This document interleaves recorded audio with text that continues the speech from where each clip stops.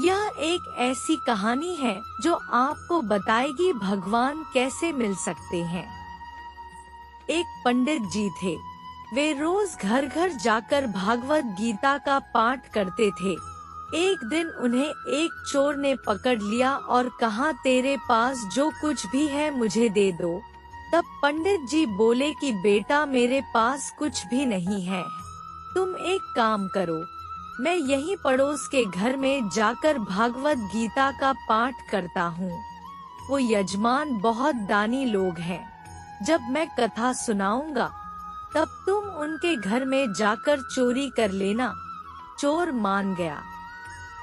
अगले दिन जब पंडित जी कथा सुना रहे थे तब वो चोर भी वहाँ आ गया। तब पंडित जी बोले कि यहाँ से मीलों दूर एक गांव है वृंदावन।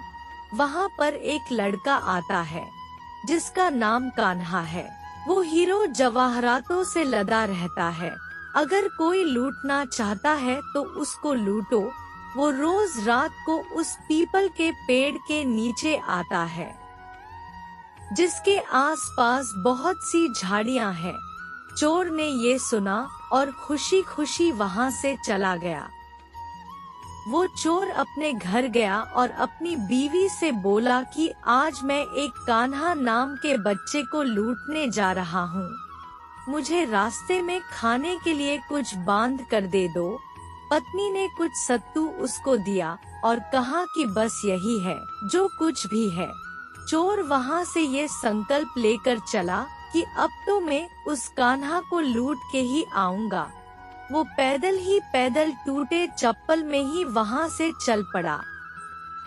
रास्ते में कान्हा का नाम लेते हुए वो अगले दिन शाम को वहाँ पहुँचा जो जगह उसे पंडित जी ने बताई थी।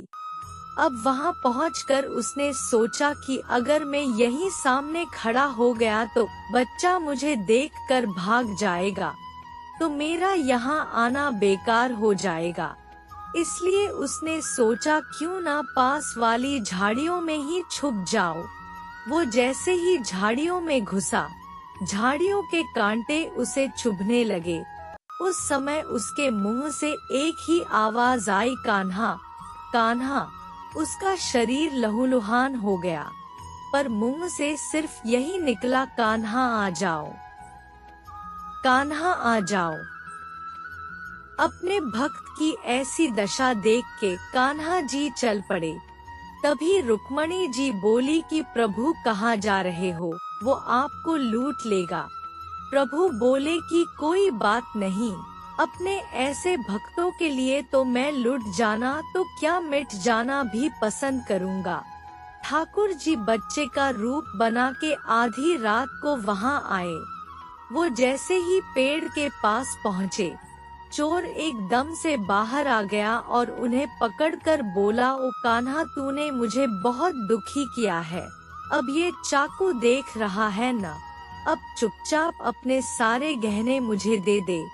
कान्हा जी ने हंसते हुए उसे सब कुछ दे दिया। चोर हंसी खुशी अगले दिन अपने गांव में वापस पहुंचा।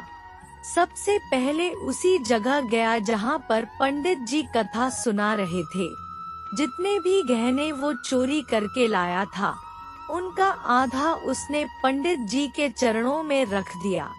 जब पंडित जी ने पूछा कि ये क्या है, तब उसने कहा, आपने ही मुझे उस कान्हा का पता दिया था, मैं उसको लूट के आया हूँ और ये आपका हिस्सा है। पंडित जी ने सुना तो यकीन ही नहीं कर पाए। वे बोले कि मैं इतने सालों से गीता का पाठ कर रहा हूँ, वो मुझे आज तक नहीं मिला। तुझ जैसे पापी को कान्हा कहाँ से मिल सकता है। चोर के बार बार कहने पर पंडित जी बोले कि चल, मैं भी चलता हूँ तेरे साथ वहाँ पर। मुझे भी दिखा कि कान्हा कैसा दिखता है, और वो दोनों चल दिए। चोर ने पंडित जी को कहा कि आओ मेरे साथ यहाँ पे छुप जाओ। दोनों का शरीर लहूलुहान हो गया और मुंह से बस एक ही आवाज निकली, कान्हा कान्हा आ जाओ। ठीक मध्य रात्रि कान्हा जी बच्चे के रूप में फिर वही आए। दोनों झाड़ियों से बाहर निकल आए। पंडित जी की आंखों में आंसू थे।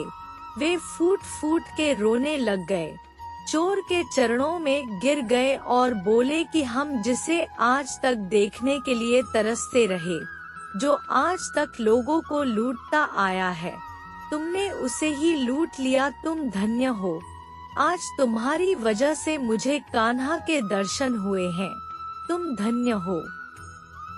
ऐसा है हमारे कान्हा का प्यार अपने सच्चे भक्तों के लिए, जो उसे सच्चे दिल से पुकारते हैं तो वो भागे भागे चले आते हैं।